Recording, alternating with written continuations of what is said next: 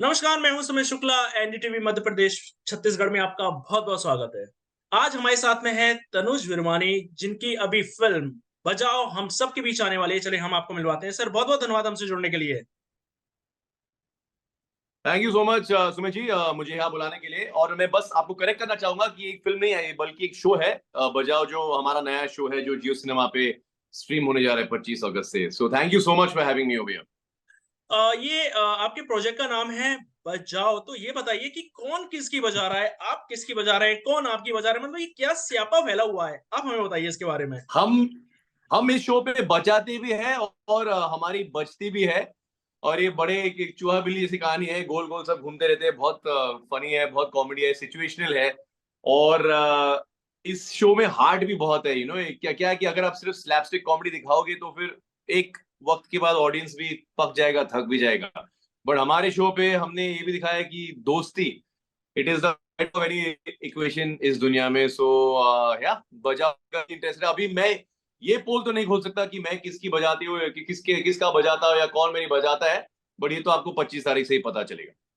But जैसा हमने teaser में देखा है कि साहिल वैद भी है उसमें, जी। माहिरा शर्मा भी है, आपके रफ्तार भी हैं। तो आप क्या सब एक-दूसरे से कुछ आपका कुछ कॉम्पिटिशन टाइप का कुछ आप एक-दूसरे की बजाने पे तो नहीं लगे? जैसा हमें लग रहा है देखकर। नहीं, ये एक्चुअली तीन दोस्तों की कहानी है, जो साहिल वैद, साहिल खट्टर और मैं। तो हम तीनों की कहानी है। और हमारी जिंदगी दौरान हमारी मुलाकात रफ्तार भाई से हो जाती है। माहिरा तो इसमें के रूप में नजर आएंगे। तो क्या है कि सारे कैरेक्टर्स पहले से एक दूसरे को जानते हैं। बड़ा ही सिचुएशनल मामला है और it's we could say grace against time जैसा सा मामला है। तो 38 48 घंटे के अंदर क्या क्या होता है और क्या क्या कांड सुलझने पड़ते हैं, तो इसके ऊपर ये कहानी बनी है जी। आपके ये कास्टिंग हुई कैसे इस प्रोजेक्ट में, ये बताइए आप? कास्टिंग ऐसी हुई कि एक्चुअली सोहन भाई, जो एक कास्टिंग डायरेक्टर भी है और मेरे काम को मैनेज भी करते हैं, वो बहुत सालों से मेरे और मेरे परिवार से जुड़े हैं। तो उन्होंने मुझे कांटेक्ट किया और कहा कि यार जियो वाले क्या आप मीटिंग करना चाहोगे? तो मैं बोला कि बिल्कुल। Jio Jio such a big brand in India. और हमारी मीटिंग हुई। एंड मीटिंग होने के बाद इंस्टिंक्टिवली मुझे पता था कि मुझे इस शो का हिस्सा बनना था। मैंने अब तक अपने करियर में एक किरदार नहीं निभाया है। सो आई वाज वेरी, ऑडियंस ने मुझे पहले एक कॉमेडी, यानी कि एक स्लैपस्टिक कॉमेडी या बॉय नेक्स्ट डोर जैसे अवतार में नहीं देखा है। बिकॉज वेब पे जितना भी मैंने काम किया अब तक, it's very like bad boy या फिर वेरी इंटेंस डार्क। ओटीटी पे जिस तरह के शोज नॉर्मली अक्सर लाइक बन।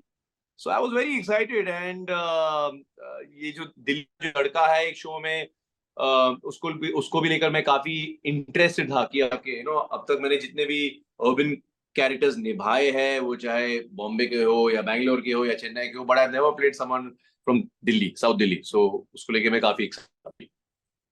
आपके शूट के टाइम आपकी सबसे अच्छा बॉन्डिंग किससे थी और सबसे 36 का आंकड़ा क्या है, वो किसके साथ था आपका?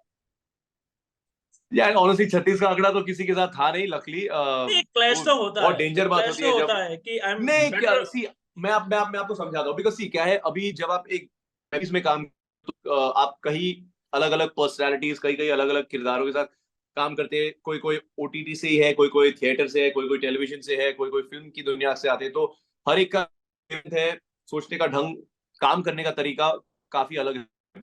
क्योंकि मैं अभी 2016 2017 से मैं ओटीटी स्पेस में काम करते आया हूं, तो आई बिकम थोड़ा यूज्ड टू इट। और मुझे पता है कि चाहे मैं अपने को स्टार को पसंद करूं या ना पसंद करूं या वो ठीक ठाक हो, अगर मैं अपने आप से कहता रहूंगा कि यार ये इससे मैं बहुत इरिटेट होता हूँ या इससे मैं बहुत चिढ़ता हूँ, तो वो ना कहीं ऑन स्क्रीन भी नजर आ जाएगा।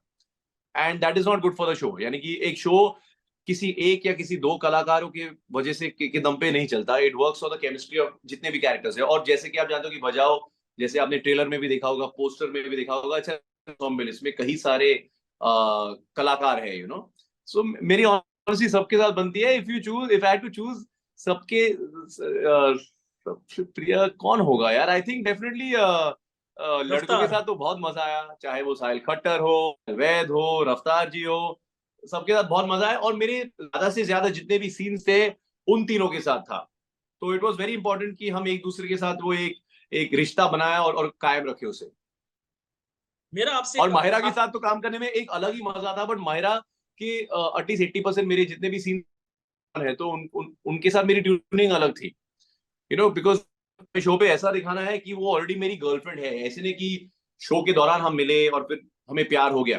तो एक बड़ा सा लिव्ड इन इक्वेशन है, और वो बहुत ही मस्त चुलबुली किस्म की लड़की है, तो उसके साथ it was very easy to kind of get along. Ji.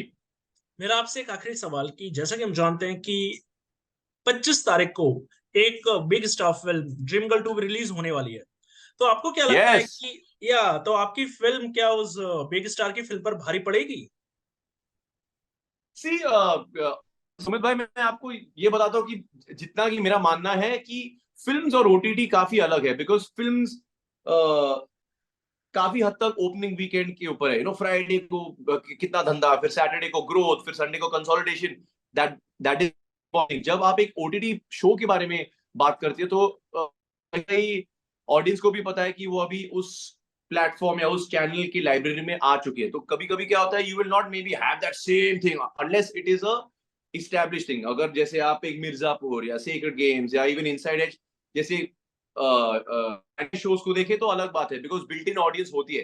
But हमारा शो नया कॉन्सेप्ट है, ऑडियंस ने इसे पहले देखा नहीं है, हम सबको एक साथ नहीं देखा है, तो I am thinking it will be a slow and study sort of growth. And dream girl मेरे ख्याल से ऑलरेडी बिल्ट इन ऑडियंस है, बिकॉज पहला जो पार्ट था जिसका मैं बहुत ही बड़ा फैन हूँ, इट वाज सुपर्ब। और अब तक मैंने जितने मोमोज देखे हैं, बहुत ही मुझे अच्छा लगा है। आयुष्मान और अनन्या की पेयरिंग भी मुझे काफी अच्छी लगी है, और ऑब्वियसली एकता जी के साथ मैंने कई सारे प्रोजेक्ट्स किए हैं, तो हमेशा दिल से दुआ करता हूँ कि इनके जितने भी फिल्म्स, इनके जितने भी शोज है, वो धूमधाम मच जाए बॉक्स ऑफिस पर। तनुज जी, हमसे जुड़ने के लिए बहुत बहुत धन्यवाद। तमाम जानकारी के लिए बहुत बहुत धन्यवाद। Thank you very much.